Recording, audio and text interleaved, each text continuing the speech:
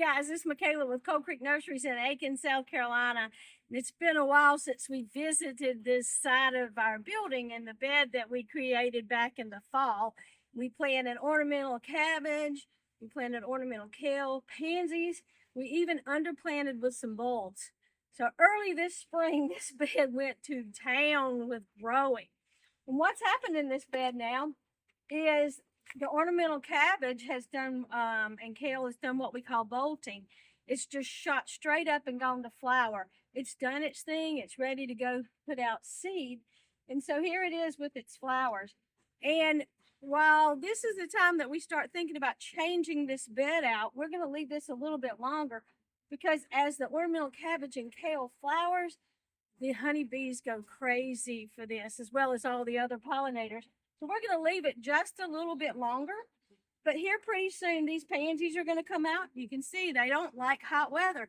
Guys, we've already had 85, 86, 87 degree days. So these guys are stretching out, getting too hot for them. We're going to pull that out and replace it with a spring or summer, spring-summer annual. So you'll get to see that process as it comes along. The other thing that happened is we did put in the bulbs that came up, and now they've bloomed. So now what do we do with them? With a bulb, you want the foliage to die back, and it puts energy back into the bulb so that it will sit in the ground throughout the year and then rebloom again next spring.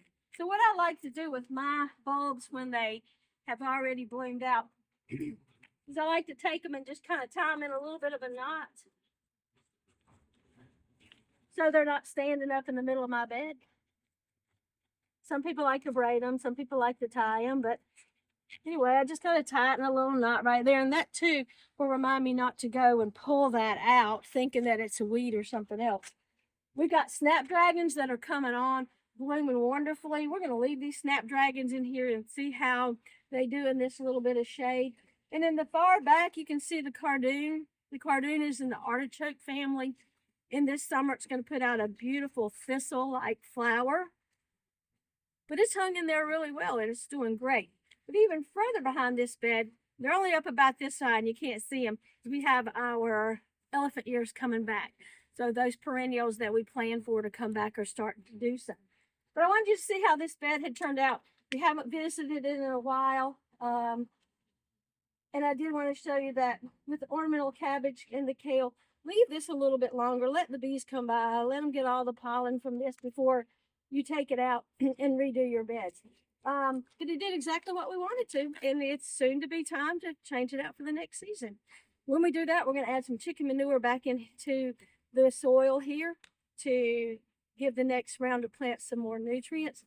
But yeah, I think it turned out nice, and I hope you've learned something from this process, and look forward to showing you the upcoming new plants that come in.